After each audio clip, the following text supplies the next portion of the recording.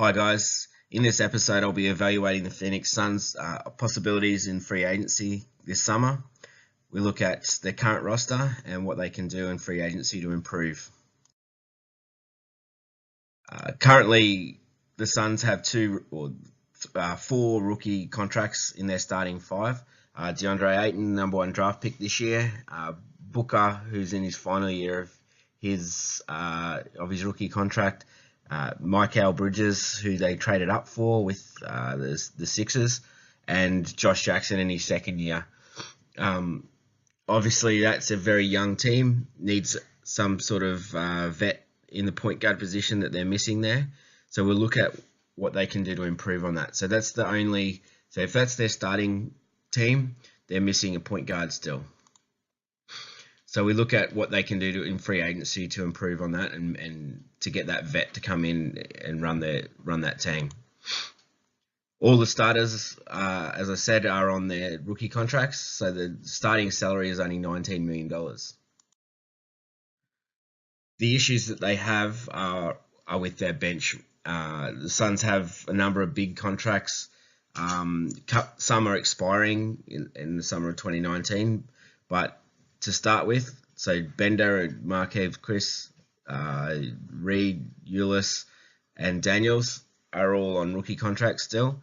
Then we look at the two other point guards that they just brought in the draft with George King and Elliot Okobo in the second round.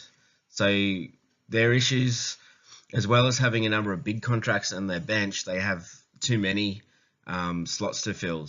But the good news is that Reed and Ulis are both on unguaranteed contracts, which can be waived, so they can get down to the 15 roster slots. So then we look at what other contracts they have on the bench. So Alan Williams, 5.5. Jared Dudley, 9.5 for next year, and it gets worse. TJ Warren, who just started his new 4-year deal, 11.7. Tyson Chandler, 13.5, which is in the final year of that contract. And Brandon Knight, who unfortunately went down with an ACL injury, 14.7. He's a bit of a wild card. If he comes back near full health, he would be their starting point guard. But in this instance here, we can look at different options where we can free up enough cap space to bring in a top level contract or player for that final starting point guard position. As I said, those two contracts there are unguaranteed, so they're actually with all those slots, and we've got some cap space to fill, we can get that point guard. And the bench salary there, 63 mil compared to the 19 for their starting unit. So a couple of options. The first one I was toying with, and this is now gone, but I'll still show you what my thoughts were, was that we get rid of the Jared Dudley and fill in with those two other unguaranteed rosters for Mersan. Now, he's just moved from Washington to the Clippers in the trade for Austin Rivers. So that's off the table, but we look at other disgruntled players in the free market. So another player who's been linked to a move is Dennis Schroeder. Schroeder's on a decent contract, 15.5 mil over the next 3 years. He is a good player, but he's not happy with Atlanta. Atlanta's looking to rebuild and free up salary for the next year, so they would be willing to take on a contract like Tyson Chandler, 13.5, with only 1 year left, which would allow them to have free cap space in the next summer, and in return, Phoenix would get a good player. So that's they'd have to throw in some sort of other contract like Marquise Chris, who's not been playing particularly well for the Suns, to make that work. But that would be a decent deal and a win for both teams. Atlanta obviously not really looking to win this year. The big one though is the one that I see happening. Hassan hasn't been playing well for Miami. Both sides aren't very happy with the way he played, especially in postseason. He had a good regular season, but then went missing, especially when he came up against Joel Embiid in the postseason. He's got 25 mil next year as a player option, with 27 mil and a player option. He wouldn't get that money anywhere else, so it's likely that he would take that 27 mil. So that's a big chunk of money over the next 2 years for a player who didn't show up for the postseason. To make that work, we throw in Tyson Chandler's 13.5, and we with a 1 year, that would help Miami next year. A couple of young players, so 2 young players in Dragon Bender and Marquise Chris to fill out that roster, and that would be a win for both teams. We would get a good center to pair with DeAndre Ayton. It'd be similar to New Orleans starting team, and I'll just show you firstly why Miami would look to do it.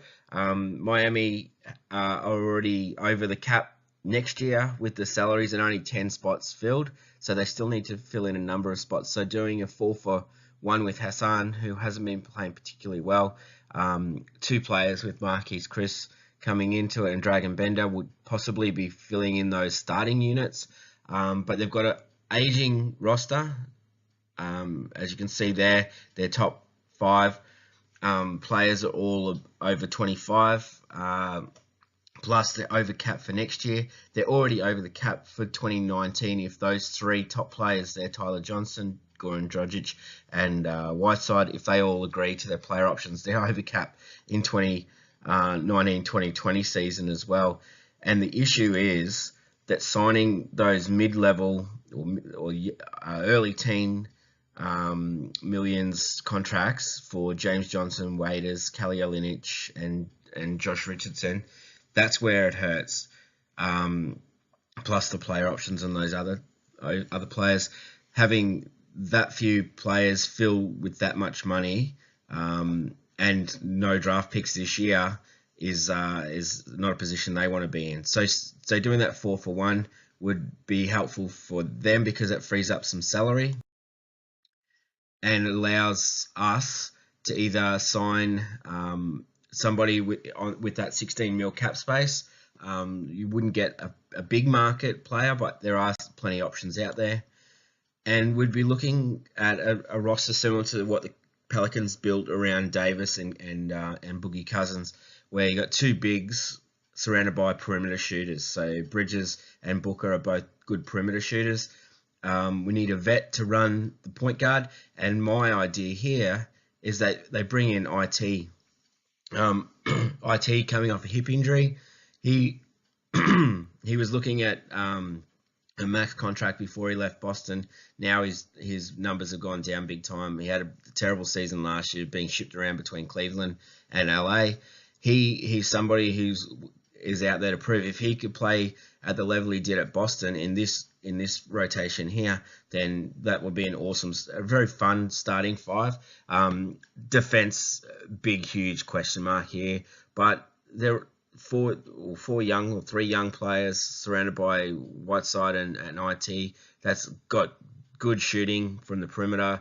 The inside, the offense is no problem at all. Defense is the big question mark. Now IT would be looking to do something.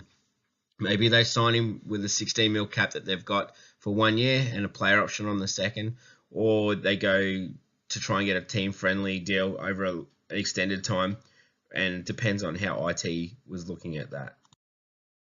Then the final thing would be that you'd fill out that final slot or with a minimum for the other center position, or you can bring back Alex Len, who they haven't guaranteed anything with next year. But that last position there, you could fill it with an undrafted or minimum salary for that final center position, and that's a good team. So in this proposal, we look at building a roster similar to the New Orleans, bringing in Isaiah Thomas to pair with 2 bigs and a good shooting wings. But we look at it's all dependent on what they can do in free agency to build that team. If you like, subscribe and send some comments, see what you think. Thanks for listening.